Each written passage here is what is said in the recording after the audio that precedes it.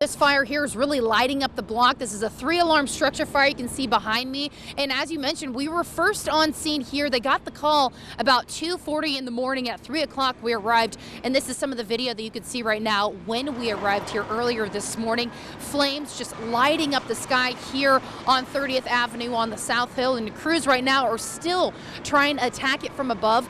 There's about 5 different ladder trucks that are trying to hit it from an aerial view, and they said the reason being they're not having anybody go inside is because this building right here is scheduled to be demolished, among ones that are right next to it as well. So they don't know the structural integrity of this building, so it's really not safe for fire crews to go inside there to try to attack it from the inside. So they have to wait for it to, the flames to really come out, peek out of that roof so they can hit it from above, which is what they are doing here right now. But you can see a ton of flames still, a lot of smoke in the sky, and back out here live, they're really just trying to hit that with water. So another thing we want to mention is that with road closures from 31st down to 29th along Regal, that's going to be closed for a few hours here this morning. Also 29th down to Mount Vernon, that's going to be closed. So we know a lot of people use those roads heading out on their morning commute. So just know those will be blocked off for fire safety efforts so crews can really get in and try to knock this thing down. But we are still learning more information on possibly how this fire started. We're hoping to bring that to you about 5:30 this morning. I'm going to send it back to you ladies in the studio. Just around the bend over here is where that 911 caller called in to say that they found a body floating in the river. And indeed, that body was Dr. John Marshall, the missing surgeon that went missing yesterday. Now, when I arrived on scene and crews were here, a lot of people were wondering and asking if it was the missing surgeon, and indeed it was. So when I arrived on scene also, there were several law enforcement agencies that were, trying to figure out where to go with this situation here at hand. And detectives were actually standing nearby on the riverbank there where the body was floating and had been floating for quite a while here this morning. And the detectives were actually standing there until the water rescue team was ready to deploy. Now, the Spokane Police Chief Rick Dubrow told us that there was no obvious signs of foul play, but the deal of his death is definitely being ruled suspicious. He also says it didn't take long to identify who the man was once crews arrived on scene. Through visual identification, clothing, and just visual inspection, have preliminarily identified the deceased as the doctor missing yesterday afternoon. Dubrow also mentioned that with the strong current of the river, it's really too early to tell what happened exactly and how this all came to play out. But the water rescue team were able to successfully get the body out of the river to take it in for more examination. And actually still on scene over on the bike path over there, they have some people that are still examining and taking pictures to make it have collective evidence. But there are no more detectives down there. As I said, the body has been removed from the scene. Where this plane slid off is on the south end of the taxiway, and we're just about, I would say, southeast of that. So this was the best vantage point that we had to see what was going on with this plane and the operations and the emergency efforts trying to get this plane back on the runway. Now, as Todd Woodard told us a little bit earlier, I think there's about 75 passengers, and as you mentioned, they are still on board, not being able to, get let off, and those icy conditions really playing a strong factor into this. Well, we're now here at Comstock Park, just off 29th Avenue, and I'm sitting on this very large tree that's basically covering up the sign. I mean, as driving by, if you didn't know where you were going, you can hardly see the sign that's over there. But throughout this park, dozens of big trees have fallen over here because of this windstorm, really ripping up grass, leaving a lot of debris. But luckily, this one is off the road here for the most part. We have now moved off to 40th and Grand, and I'm literally standing in the midst of what it looks like 3 different large trees here. This power pole just literally snapped in half. It's draping here, and it's actually creating a really low hanging power line. That's where you can see this orange tape that's set up right here. We've had a lot of people walking through this street this morning that have had to dodge under this. So the orange tape has been put up just to let people know. And I don't know if you can see, but even beyond this, another large tree blocking off the street over there as it keeps going down 39th here up on the South Hill. But again, that is not the only damage the storm has caused on 39th. Over here, this home, a tree, again, snapped over the top of this home. You can see it literally uprooting out of the grass here, and the grass just coming bulging out of the ground. From the storm on Tuesday, so many homes were damaged by trees, including this one behind me. But you'll never guess what room this tree landed in. and I had no idea, if anyone was alive. It was terrifying. Like clockwork, the family living here dishes up for Taco Tuesday. But before the family could even sit down for their first bite, a tree snapped right above their home, piercing through 2 floors. Right through here is the baby's room, and right where it came down, straight through there. Once a peaceful room where 6-week-old Henry used to sleep that looked like this, destroyed within seconds. Henry lying in his crib only moments before the tree came crashing through. For some reason, I had put him in his carrier on me while I was cooking dinner. Normally I would have him in the crib or the rocker. So just some intuition. It's like a dinner scene frozen in time, but instead covered in dust from a tree rattling the home so hard. It went straight through his crib, all the way down to our basement. So it speared through original hardwood floors and went down to 2nd level. Kayla says it's still unbelievable to her how things played out that night, considering all the damage you see, leaving her family untouched.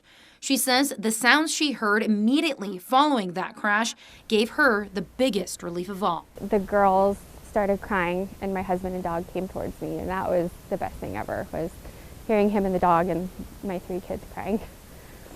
Because of the extensive damage that this home suffered, the homeowners tell me through the generosity of their friends and resources that they have, it could be months before they're able to live in this home again. In Spokane, Molly Trotter, KREM 2 News. Wow. This massive tree here just cracked into this home, cracked the side of the home here, actually broke a few windows. I want you to take a look at, just how big this tree is. This is by no means the trunk of the tree, but it's just huge, leaving a ton of debris. It's a very exciting time for Liberty High School, as one of their janitors is in the running for the Janitor of the Year award. Let's go ahead and meet Jerry Otteson. Just like clockwork, my tools and stuff are back in the corner back here. Jerry Otteson starts a new day the same way for nearly 40 years. Knowing these halls like the back of his hand, I had Jerry show us around, and I soon learned his days at Liberty High School out in Spangle started even before he started working here. Graduated in 1976, and then a year later they offered me the job. It's like a family here, so I just kept staying and staying, and I talk about once in a while leaving, and then I go, why should I leave? It's just like family. Liberty is my life. Jerry was nominated by his boss for the Cintas Janitor of the Year award. He tells me if he won, it would help his family get around outside of work. I told my wife that it's money we wouldn't have, so I told her that maybe we'll put it down payment for a car, because I need a car. The winner would get $5,000 for themselves and another $5,000 for their school. Thanks. But Jerry says the real prize Hey, Jerry. Hey, how you doing? Good. is the love he gets from the students every day. If you walk out in the hall or this or that, they'll say hi to you and just make you feel like you're home. Many staff and students are happy to see this guy getting out from behind the scenes. It's a very difficult job he has, and sometimes it's a thankless job. And so the fact that he's getting the appreciation he deserves for it, I'm glad to see it. You can see he's got a little bit more of a pep in his step, but the guy comes to work every day, works hard, and I think part of it is the love for the school. These days, you can catch an even bigger smile on Jerry's face.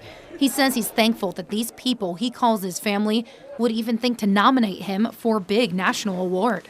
I never thought I would end up doing something like this, so it would make me feel so happy, and towards my retirement that I finally did something. With another day done, Jerry says regardless of the voting outcome, this nomination will be a highlight of his career he'll never forget. So here's how you can vote for Jerry. If you go online, type in your search engine Cintas Janitor of the Year, you'll have this page that pops up. On this page, you'll see all 10 of the contestants, including Jerry there at the bottom. But if you scroll all the way down, you'll be able to vote for Jerry or any other janitor of your choice. And you have up until April 15th to vote. Molly Trotter, KREM 2 News. The cafeteria at Marysville-Pilchuck High School, where a student shot and killed 4 classmates before taking his own life, will be replaced. This is rendering of the new cafeteria the school plans to build after a deadly mass shooting happened in the old cafeteria in October 2014. It'll be a 16,000 square foot facility expected to cost $7.2 million. And we know that moving on is going to take a long time, but this will be a nice first step. Just trying to, bring light, I guess, to something that was really put a lot of darkness in our town for a while. The Marysville School District says the state will pay for it and should work and begin its works in about a month. Park rangers will try again today to reach the body of a climber on Mount Rainier. The guy known as the man in a tree now faces third-degree assault and first-degree malicious mischief charges. Cody Lee Miller got national attention last week when he climbed a huge tree outside Macy's downtown in Seattle. He refused to come down and stayed up there for more than 24 hours. Police say he threw branches at officers and caused almost $8,000 in damage to that tree.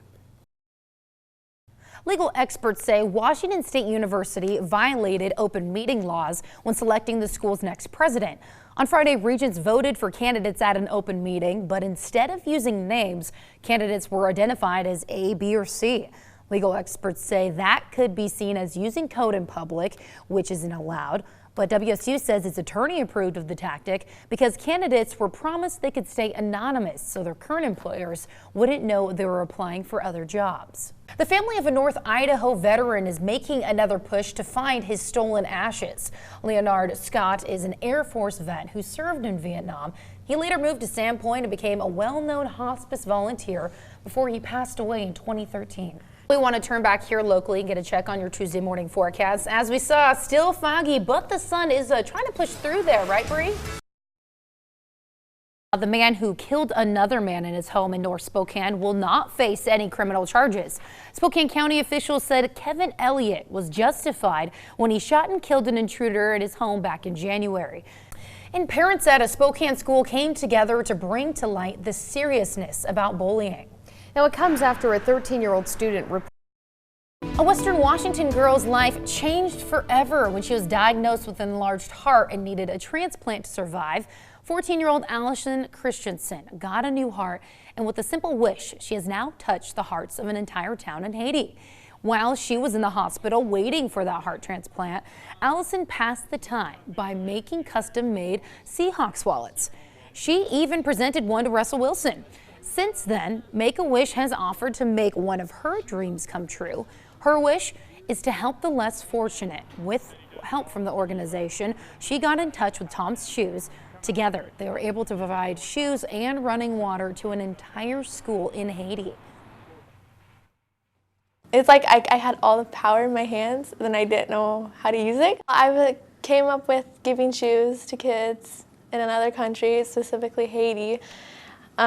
Because I could not think of anything else, and I love shoes and I already have enough shoes. Tom's and Make-A-Wish flew Allison and her whole family to LA to visit Tom's headquarters, where she got to pick out as many shoes as she wanted. That's a great story there. absolutely love that. As the investigation continues into the Flint water crisis, a reporter from our sister station on the west side is learning what Seattle is doing to make sure the water is safe there. Well, yesterday we took you to where it all starts at a I'm guilty. I've actually walked into a door, straight up walked into a door, ran into things. I mean, you're so busy and you just got to put it down, get to your destination, and then you can start texting it in. get our heads out of our phones, right? Yeah, exactly. All right.